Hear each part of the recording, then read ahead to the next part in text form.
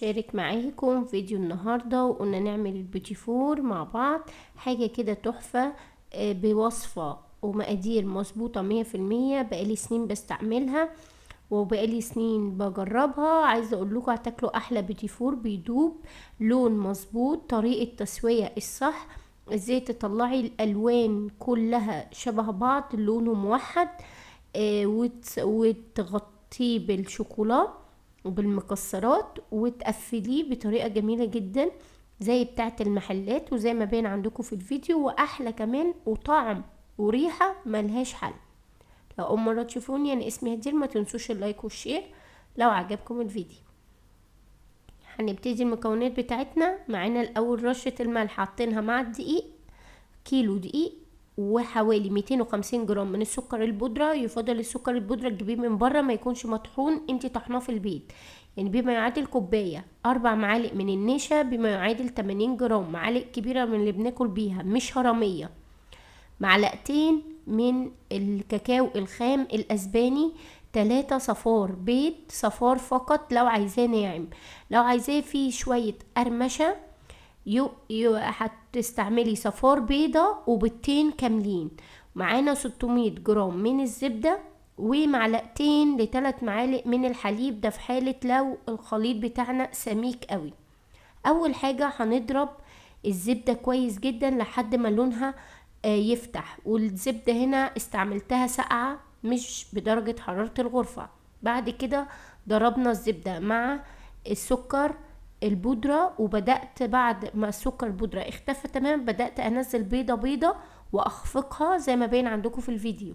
بعد كده ضفنا النشا وقلبناه كويس جدا مع الخليط.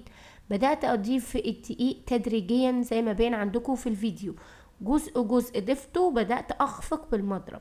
هنا حسيت ان القوام تقيل فضفت معلقتين بالظبط من الحليب.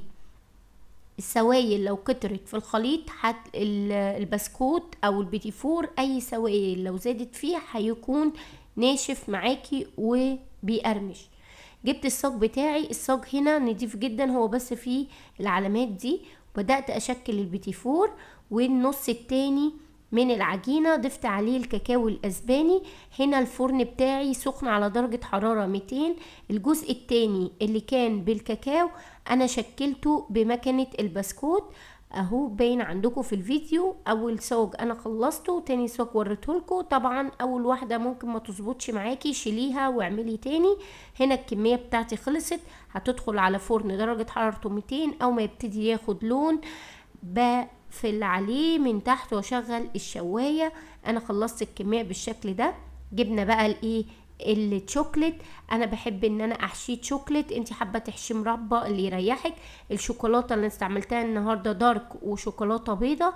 ضفت لها معلقتين من الزيت وسيحتها عادي في الميكروويف. وبدات ان انا انزل اقفل كل 2 من البيتي فور وانزل بيهم في الشوكولاته الدارك او الشوكولاته الوايت اللي يريحك. ودي كانت نهاية وصفتنا، والكمية خلصت. شايفين الشكل تحفة، احلى من المحلات 100 مرة. وصفة مظبوطة 100%، المقادير كلها صح، حاجة معمولة سبيشال. اللي يشوفيها او تقدميها لاي حد عندك هيجيلك هيتصدم من النتيجة لانها مبهرة، خصوصا ان انتي اللي عاملاها في البيت.